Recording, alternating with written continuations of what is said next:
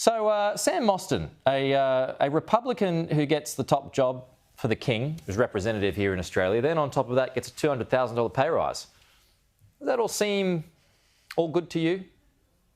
Well, look, I don't think it matters whether Sam is a Republican or not.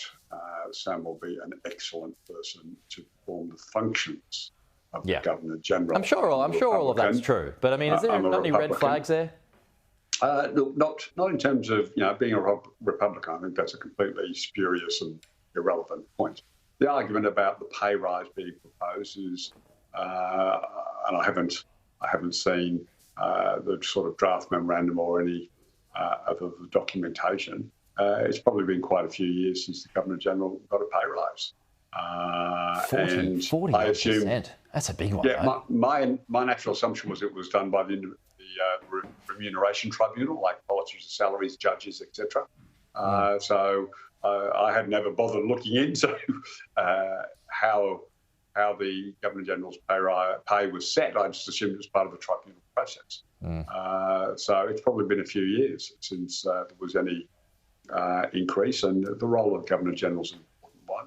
They represent the country overseas on many occasions, and increasingly they've played more of a pastoral role, and you can see that from the things that David Hurley did and his predecessors. So I think if you look at what the job was when that pay rise was set and what it's become today, I probably the case for an increase, but I'll wait for more details from the government. All right, yeah. Well, look, Matt Canavan said this earlier, and he's certainly not alone on this, that it doesn't pass the pub test. And something else that doesn't pass the pub test is Matt Keane becoming the climate czar for the government after initially being all for nuclear, but now he's a climate czar with the federal government. He's against it.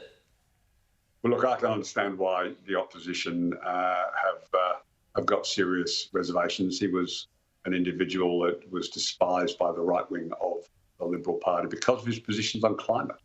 And as he's correctly pointed out, he didn't advocate for, and when he was given advice, did support the introduction of nuclear power plants in New South Wales.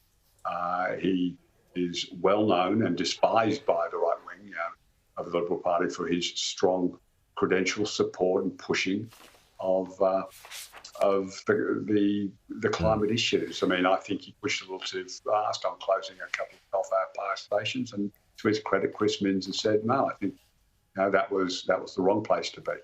Yeah, well, he's been called Turnbull 2.0 this morning by some unnamed sources. Look, that's just reflects the deep divisions that the Liberal Party have had. I mean, as they keep lurching further and further away from climate issues, they're very close to becoming outright denialists again. I mean, their policy involves coal-fired power stations somehow magically being kept open so that in 2040 they can put about 4% of the total amount of power into the grid and claim that in 2040 prices will be down. I mean, this is a comical position. What it's really about is sabotaging the rollout of renewables. And Australians will see through that over the next 6 months between now and the next election, that this isn't actually a serious policy. Just a final, speaking of policy, a final one. This is on vapes, and Mark Butler is watering down his legislation to get the Greens on board. Is he? I mean, does that make it half-baked? Would he be better off just parking it?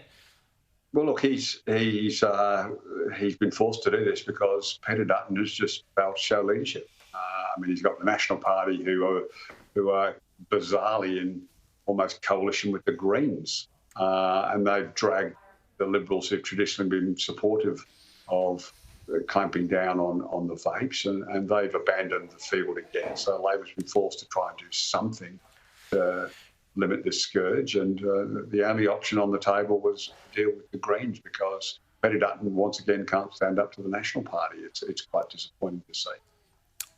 All right, Stephen, we'll leave it there. Appreciate it, though.